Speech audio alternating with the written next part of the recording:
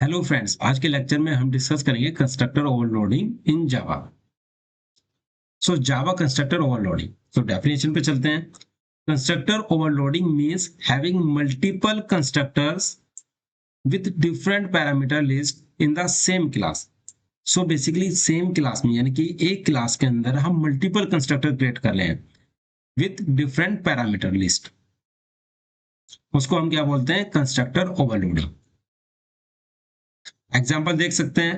No argument constructor, मैंने अभी आपको कंस्ट्रक्टर के टाइप्स बताए थे। अब हम क्या करेंगे, तब हमने सिंगल कंस्ट्रक्टर हम यूज करते हैं वन बाय वन एग्जाम्पल में। अब हम क्या करेंगे, एक ही एग्जाम्पल में मल्टीपल कंस्ट्रक्टर यूज करेंगे।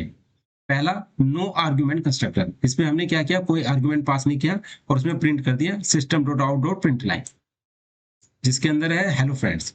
सेकंड, पैरामीटराइज कंस्ट्रक्टर, इसमें हम क्या कर रहे हैं, एम्प्लॉय जो कि हमारा कंस्ट्रक्टर नेम है, हमने इसके अंदर दो पैरामीटर पास किए, स्ट्रिंग नेम और इंट एज। नेम और एज की वैल्यू हमने दिस डॉट नेम और दिस डॉट एज में पास कर दी है।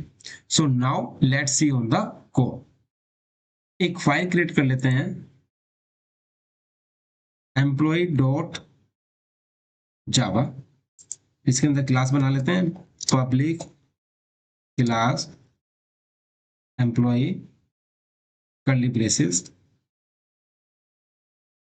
यहां पर प्रॉपर्टीज क्रिएट करते हैं पहले। Properties string name int age, तो हमने दो प्रॉपर्टी क्रिएट कर ली है यहाँ पे। अब हम यहाँ पे क्या करेंगे, नो आर्ग्यूमेंट कंस्ट्रक्टर। तो इसमें क्या होगा, कंस्ट्रक्टर बनाएंगे, यानी क्लास नेम होना चाहिए सेम एम्प्लॉय। इसके अंदर हमने कोई आर्गुमेंट पास नहीं किया, यानी कि नो आर्गुमेंट कंस्ट्रक्टर है, और इसके अंदर हम प्रिंट कर रहे हैं system dot out dot print line. इसमें हमने क्या प्रिंट कर दिया, हेलो वर्ल्ड। ये करने के बाद अब मैं क्या करूंगा, मैं पैरामीटराइज कंस्ट्रक्टर बनाऊंगा। पैरामीटराइज कंस्ट्रक्टर, इसके अंदर क्या होगा, यानी कि हम इसके अंदर पैरामीटर पास कर रहे हैं। तो वही कंस्ट्रक्टर नेम एम्प्लॉय, इसके अंदर हम पास करेंगे string name comma int age. मैं थोड़ा डिफरेंट भेजता हूं यहाँ पे नाम, नहीं तो कंफ्यूजन हो जाता है ना। ईएमपी नेम कर देता हूं और इसको हम कर देते हैं ईएमपी एज। दो, इसके अंदर मैंने टू पैरामीटर पास कर दिए हैं, एम्प्लॉय नेम और employee age. Curly braces this dot name equal to, ये जो दिस डॉट नेम लिया है ये किसको रेफर कर रहा है, इस नेम को जो हमारी इंस्टेंस वेरिएबल है या प्रॉपर्टीज है।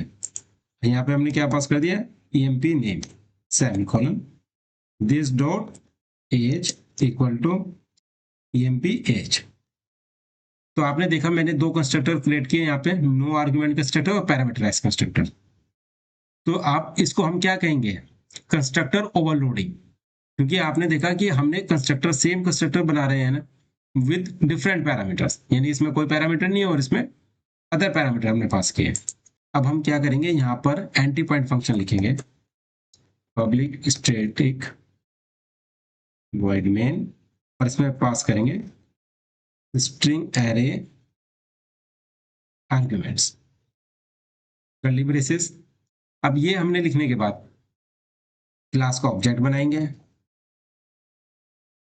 Employ EMP equal to new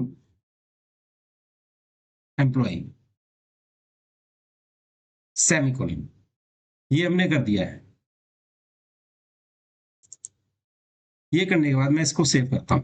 अभी आप देखोगे कि मैंने सिर्फ ऑब्जेक्ट क्रिएट किया है, मैंने कोई कंस्ट्रक्टर कॉल नहीं किया। आपको पता होना चाहिए जैसे ही ऑब्जेक्ट क्रिएट होता है कंस्ट्रक्टर ऑटोमेटिकली कॉल हो जाता है। ठीक है, तो यहाँ पर हमने क्या किया, एम्प्लॉय के अंदर यहाँ पे कोई पैरामीटर पास नहीं किए, तो यानी कि आपको पता होना चाहिए कौन सा कंस्ट्रक्टर कॉल होगा। अब हम फाइल को एग्जीक्यूट करते हैं, जावा सी फाइल नेम, तो एम्प्लॉय डॉट क्लास क्रिएट हो गई। अब रन करते हैं क्लास फाइल को, जावा एम्प्लॉय। तो क्या प्रिंट हुआ, हेलो वर्ल्ड। तो कौन सा कंस्ट्रक्टर कॉल हुआ है अभी, जैसे ऑब्जेक्ट क्रिएट किया हमने, हेलो वर्ल्ड, यानी कि एम्प्लॉय कंस्ट्रक्टर कॉल हुआ है जिसके अंदर हमने कोई आर्गुमेंट पास नहीं किया है। अब मैं इसको ईएमपी को EMP1 कर देता हूं, थोड़ा क्लियर हो जाएगा। इसको दोबारा हम एग्जीक्यूट करते हैं, फाइल को पहले रन करते हैं। तो क्या प्रिंट आया, हेलो वर्ल्ड। तो यानी कि ऑब्जेक्ट तो आप कुछ भी नेम से कर सकते हैं, कोई भी नेम क्रिएट कर सकते हैं। तो मैंने EMP1 किया। अब मैं दूसरे में क्या करूंगा, एम्प्लॉय EMP2 एक दूसरा ऑब्जेक्ट क्रिएट करता हूं, न्यू मैंने पास किया और यहां पर मैंने क्या कर दिया, एम्प्लॉय, यहां मैं पास कर रहा हूं जॉन, और यहाँ पे पास कर दिया मैंने 35 एज। ये मैंने यहाँ पे यूज किया है, लेकिन मैंने यहाँ पे कोई प्रिंट तो किया नहीं है। तो मैं एक काम करता हूं, यहाँ पे system dot out dot print line, यहाँ पर मैं क्या करता हूं, name plus this dot name plus age plus this dot age. तो आपने देखा मैंने यहाँ पे क्या कर दिया, प्रिंट कर दिया है। क्या प्रिंट कर दिया है, नेम और एज को। तो अब हम इसको सेव कर लेते हैं। अब मैं फाइल को एग्जीक्यूट करता हूं, जावा सी फाइल नेम,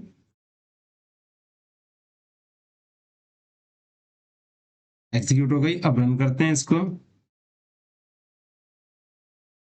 तो पहले में क्या प्रिंट हुआ, पहले में फर्स्ट कंस्ट्रक्टर कॉल हुआ,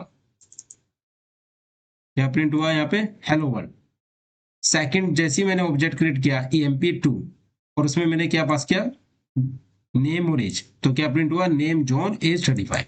यानी कि ये वाला कंस्ट्रक्टर जो है हमारा, ये कॉल हो गया एम्प्लॉय, जिसके अंदर हमने पैरामीटर पास किए थे। तो इस तरह से आपको कंस्ट्रक्टर ओवरलोडिंग का कॉन्सेप्ट क्लियर हो गया होगा। अब हम अपने नेक्स्ट लेक्चर में कंस्ट्रक्टर चैनिंग डिस्कस करेंगे। So kindly subscribe my YouTube channel. Thank you so much.